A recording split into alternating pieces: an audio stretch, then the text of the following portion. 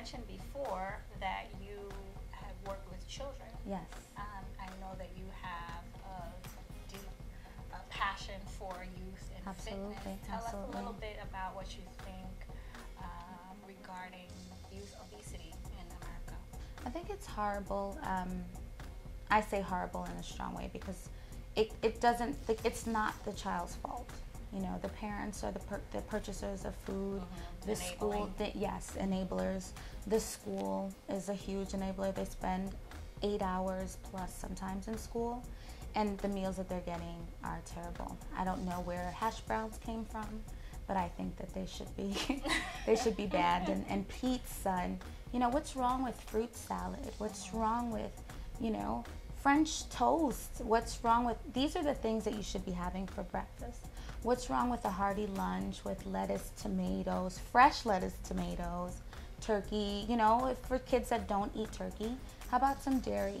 For kids that can't have dairy, how about just the bread, the lettuce, tomato, and a little bit of mustard? I mean, there's many healthy turns, and I don't think the schools are making a huge effort in trying to rectify the situation because they feel that kids don't eat enough and they throw away their lunches. They throw away their lunches half the time because it's not good anyway. So I do commend the children for throwing away those lunches half the time. And what about fitness for children? Oh, that's my other heartache because the physical education system, they're firing the teachers, and the teachers that they do have working half the time can't build the programs that they want to build. I have a few friends of mine who teach phys ed, and they say, well, we want to do these, you know, we want to do these things, but they're also worried about children being injured and, you know, not being able to get the kids outside enough to do certain activities. So that's where they really need to touch on and fix. Do you think that the parents can impact the fitness aspect as well? I think so. At home, you know, luckily there's now these new game boarding systems, right, that, you know, that actually help the families stick right, together and play at home. Exactly, you know, so when it's snowing, when it's raining, you can do that. There's so many activities. I say when you're sitting down all day, get up and do a squat, you know, do some leg raises as you sit, but keep moving. And families can do that together. They can play Twister at home. Nice. Good old-fashioned Twister, yeah, and it's a good workout. You're stretching your limbs, and you're exercising and having fun at the same time. Absolutely, that's what it's about. So, ladies and gents, summer is coming, and we definitely need to begin to take care of some of those problem areas. We followed Tennille into the gym to get some tips on what we can do. Yeah, so I wanted to demonstrate some exercises that are awesome for taking care of your arms. Women always complaining about flabby arms. So we took care of that situation just a bit. And we touched on the legs, and we're going to go through the exercises. When you're doing these exercises, don't worry about the weight so much. Worry about your form, and then you'll get up to the weight. We did some curls. A little heavier because that's what I'm accustomed to, but you can start with 5 pounds and work yourself up from there. And what about our favorite, the glutes? Oh, let's work on the glutes. So you want to do your basic lunges. Also, when you're doing your lunges, you can incorporate weights to that activity. Let's say you want to kill 2 birds with 1 stone. You can do a bicep curl and a lunge, and it'll take care of your arms, and it'll also take care of your legs and your glutes. You can walk yourself down and not use the weights and just do your walking lunges. So you go from maybe like one half of the room to the other, and then you relax in between sets. And your sets are, you want to do 3 sets of 15 at least, at a minimum, if you want to sculpt your legs. If you're happy with the way they are and you just want to tighten up, 3 sets of 10 to 12 is good enough. So a great exercise for you to kind of target a lot of your areas, your muffin tops, your arms, your bad posture, your shoulders, is called a squat with a medicine ball thrust, you can call it. Some people do it with a kettlebell. If you have a handy medicine ball with a handle, it's a lot better.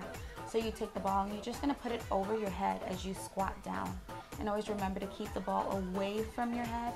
Always remember to squat and keep your feet flat and tighten your glutes on your way down. If you're trying to burn, if you're trying to build, 3 sets of 10.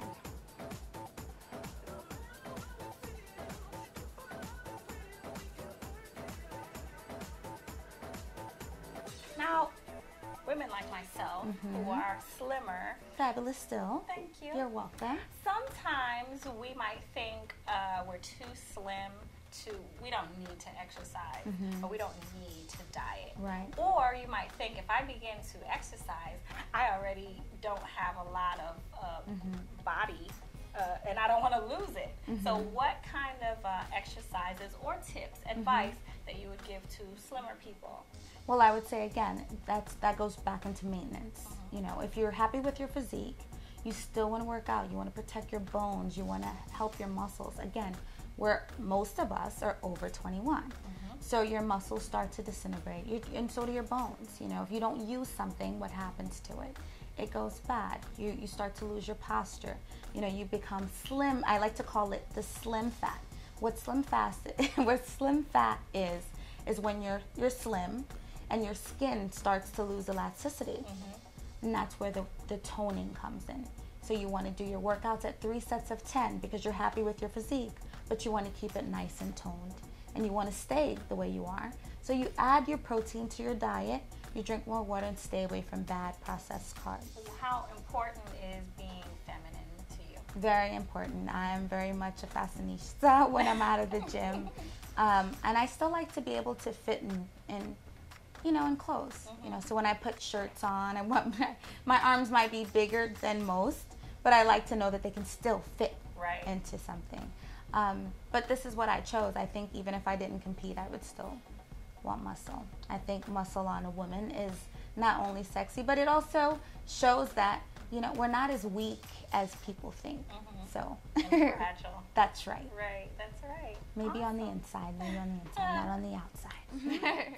You have a wellness center that you're working? Yeah, I'm working towards having a wellness center. I think it's really important for families to have a place to come to that they can socialize amongst other healthy individuals or people that are looking for the same type of wellness. You know, I want to have a nutritionist on board. I want to have a therapist on board. Just a lot of options for families, because sometimes the food aspect of it is not just because they want bad food. Some people have terrible eating disorders, you know, and so we need to touch on that. From a holistic perspective. Absolutely. Nice. So where can we find some more information about you and what you do? You can go to TennilleRay.com. You can also go to UniquePhysiquesInc.com. And luckily, you can just Google my name, and it'll kind of set you on the path. And worst case scenario, if it's not on there, you can email me, and I'll always be glad to answer any questions you have. It's the same website. It's all connected. TennilleRay.com. Yes. Awesome. Well, it was a pleasure to meet you. So nice meeting you. Maybe I can get you into the gym one of these days. We'll train together. Don't be scared. I won't be scared. But that would be great. I would love to. Awesome. Pleasure meeting you. Yes, definitely. And that is Tennille Ray, ladies and gentlemen. So get in the gym, take her advice, get those foods, and be healthier within. Women's Wednesday.